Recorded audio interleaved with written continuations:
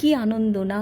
শরতের আকাশে এখন নীল মেঘ সুন্দর করে ভেসে বেড়াচ্ছে, কাশবনের নরম ছোঁয়া।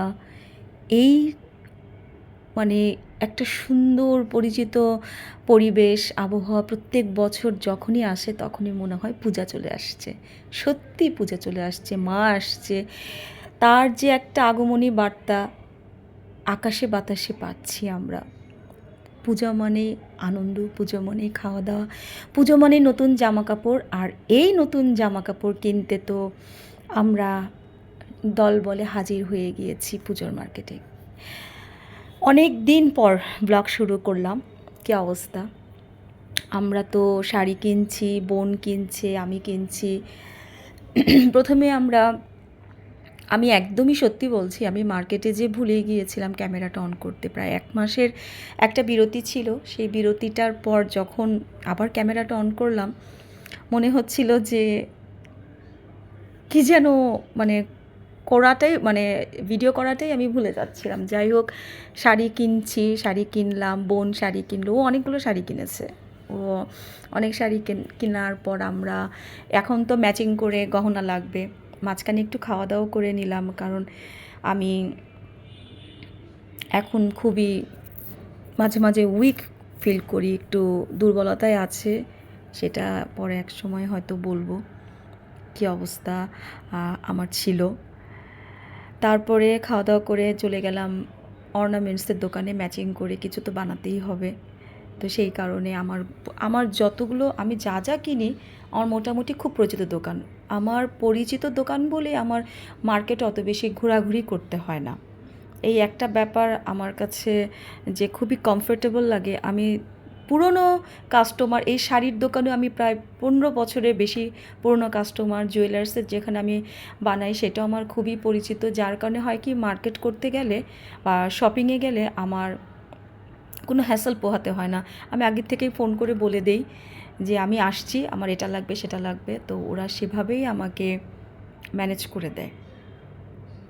যেহেতু শাড়িটা কেনা হয়ে গেছে, সেই কারণে ম্যাচিং করে গহনাটা একেবারে অর্ডার করে দিয়ে আসলাম। না হলে পুজোর সময় অনেক রাশ থাকে। আমরা প্রায় 1 মাস আগেই বলা যায় আমি গিয়েছিলাম মার্কেটে। যেহেতু আমার 1 মাস প্রায় আমি ডেঙ্গুতে অসুস্থ ছিলাম। একটা মাস আমার প্রায় ঘর থেকে মোটামুটি আমি বের হওয়াই একদমই বন্ধ ছিল। এত অসুস্থ ছিলাম। ফার্স্ট টাইম আমার লাইফে আমার এত জ্বর হলো যে আমি বিছানা থেকে উঠতে পারছিলাম না।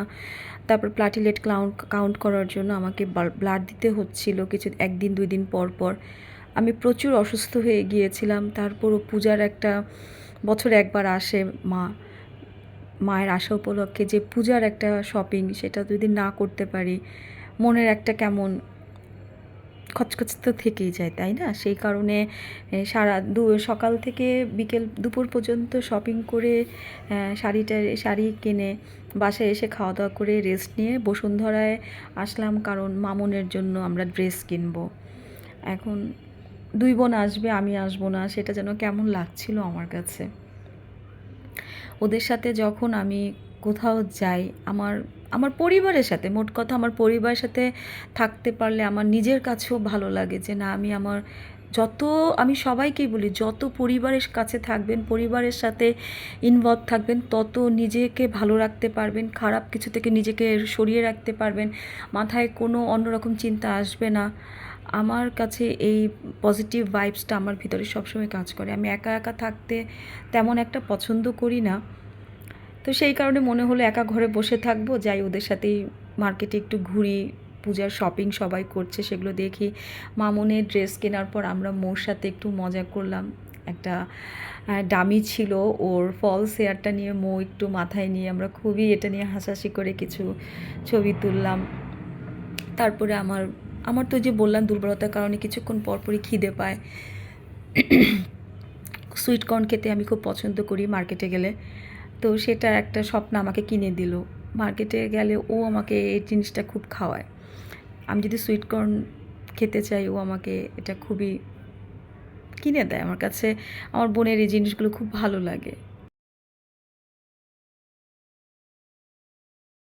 মামুনের জন্য জামা জামা কেনা শেষ হওয়ার পরে আমরা চলে গেলাম ফুড কোর্টে। তার আগে তো সুইটকর্ন খেয়েছি, কিন্তু ভাবছিলাম যে কিছু টুকটাক খাই, তো সেই কারণে বিএফসি নিলাম। আমার দোসা খেতে খুব ভালো লাগে, দোসা নিলাম। 3 বোন মিলে গল্প করছিলাম আর খেলাম। আমার আজকের শপিংয়ের ভিডিওটা শেয়ার করলাম আপনাদের সাথে, আশা করি ভালো লাগবে। ভালো লাগলে লাইক কমেন্ট শেয়ার করতে কিন্তু একদম ভুলবেন না। সবাই খুব আনন্দ নিয়ে পূজার শপিং করুন, এটাই কামনা রইল। ভালো থাকবেন, সুস্থ থাকবেন, পরিবারের সাথে নিরাপদে থাকবেন, কারণ পরিবারের থেকে কিন্তু আপনার কেউ নেই। আজকের মতো বিদায় নিচ্ছি, শুভরাত্রি।